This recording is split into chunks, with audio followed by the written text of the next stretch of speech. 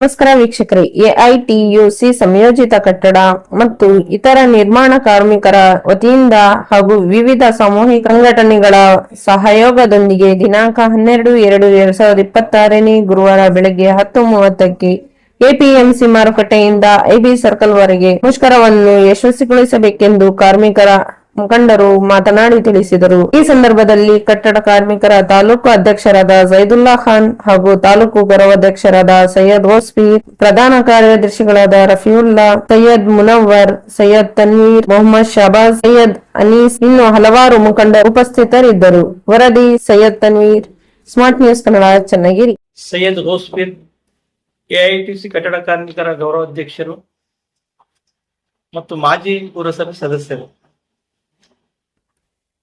ಏನು ಅಖಿಲ ಭಾರತ ಸಾರ್ವತ್ರಿಕ ಮುಷ್ಕರ ಫೆಬ್ರವರಿ 12ರಂದು ಹಮ್ಮಿಕೊಳ್ಳಲಾಗಿದೆ.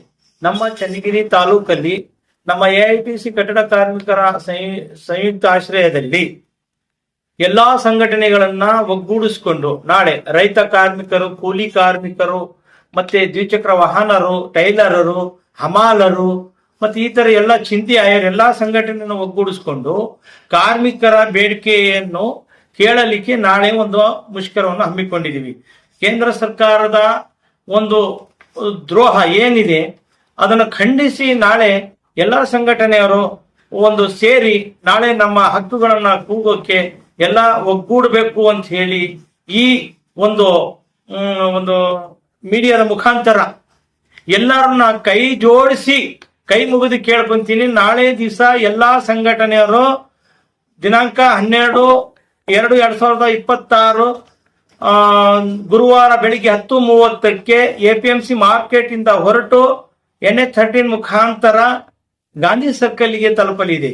ಅಲ್ಲಿ ಎಲ್ಲರೂ ಸೇರಿ ಒಂದು ಘೋಷಣೆಯನ್ನು ಕೂಗಿ ಕೇಂದ್ರ ಸರ್ಕಾರಕ್ಕೆ ನಾವು ಒಂದು ಆವಾಜ್ ಹಾಕಬೇಕಾಗಿದೆ. ಆದ ಕಾರಣ ಎಲ್ಲಾ ಸಂಘಟನೆಗಳು ಬರಬೇಕು ಅಂತ ತಮ್ಮಲ್ಲಿ ನಮ್ಮ ತಾಲೂಕು ಸಮಿತಿಯಿಂದ ಮನವಿಯನ್ನು ಮಾಡ್ಕೊಂತೀನಿ. ಜೈ ಹಿಂದ್, ಜೈ ಕರ್ನಾಟಕ.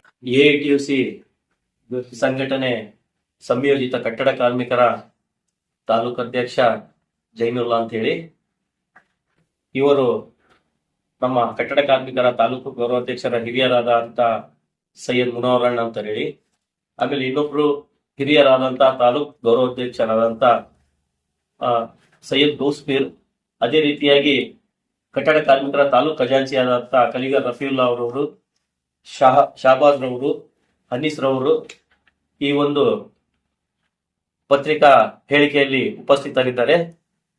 ಇವತ್ತು ನಾವು ಹೇಳಲಿಕ್ಕೆ ಇಷ್ಟಪಡೋದು ಏನಂದರೆ, ಅಖಿಲ ಭಾರತ ಸಾರ್ವತ್ರಿಕ ಮುಷ್ಕರ ಫೆಬ್ರವರಿ 12, 2026ರಂದು ರಾಷ್ಟ್ರವ್ಯಾಪಿ ಮುಷ್ಕರ ನಡೆಯಲಿದೆ.